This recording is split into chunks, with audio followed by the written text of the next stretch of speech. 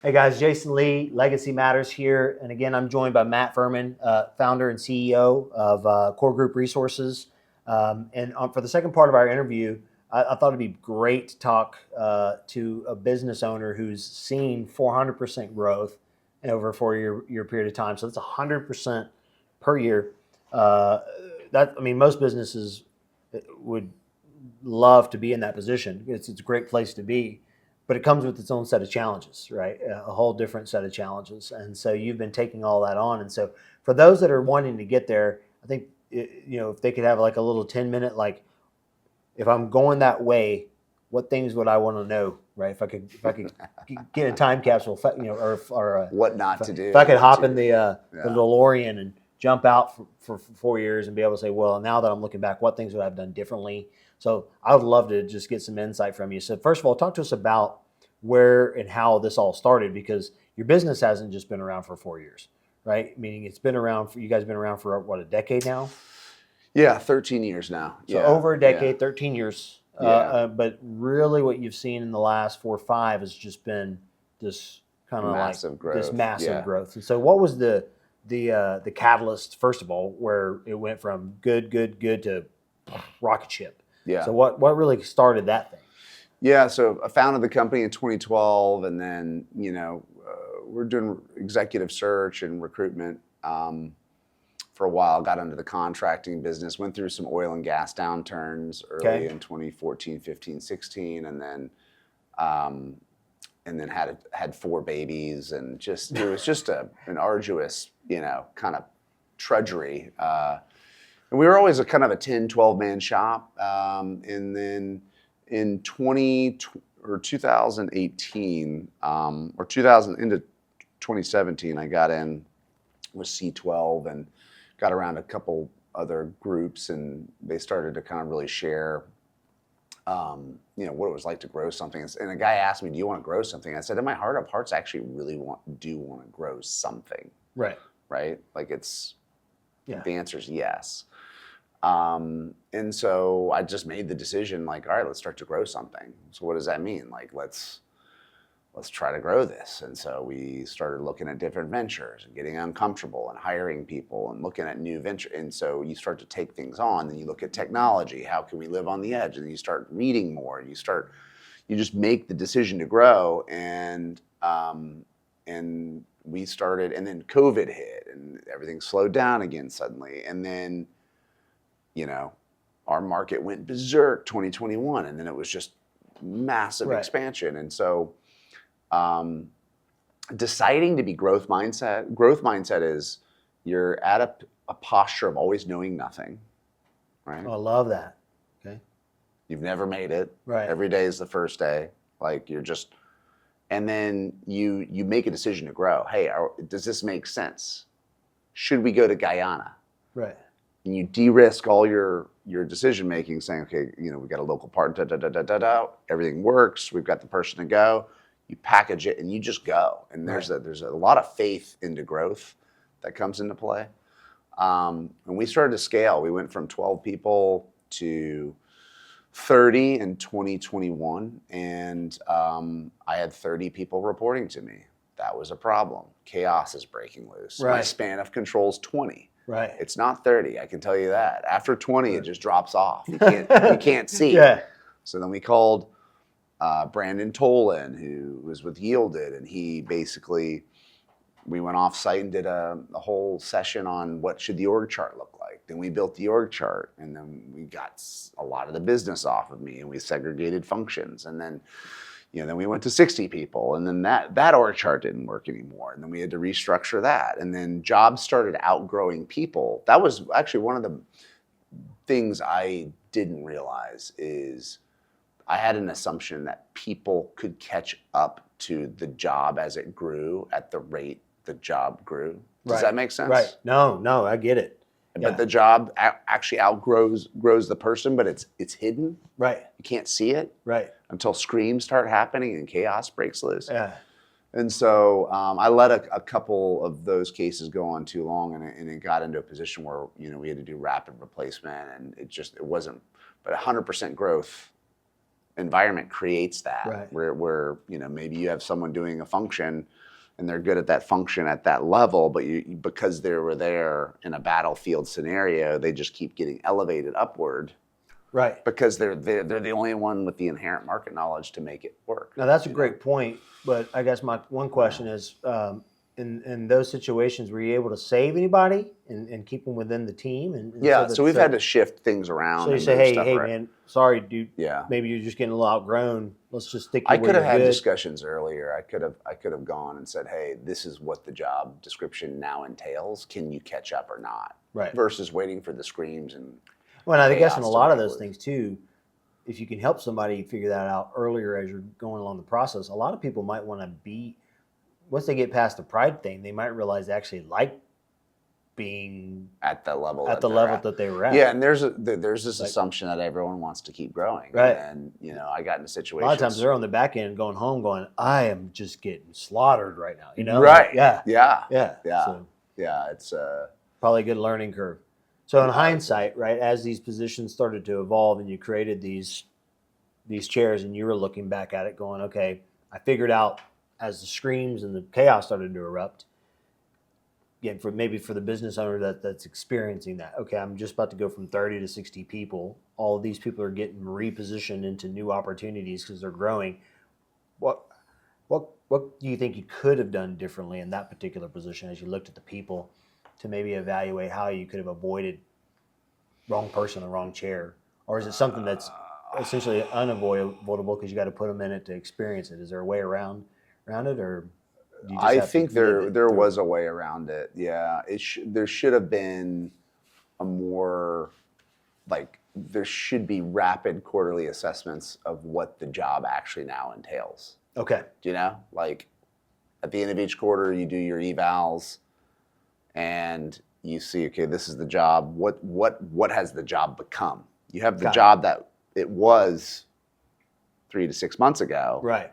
What's the job now? And I think if I would have coached that delta gap better, I could have had a lot more peace. Got it. In the environment as like a proactive, how has the job changed or not? And so I would have done established that. company annual reviews work, rapid growing companies quarterly reviews. Like it's got to be a lot more. It's quarterly reviews. Constant, you right, do not yeah. annual reviews? No way, man. Yeah. And monthly check-ins. Yeah, Because okay.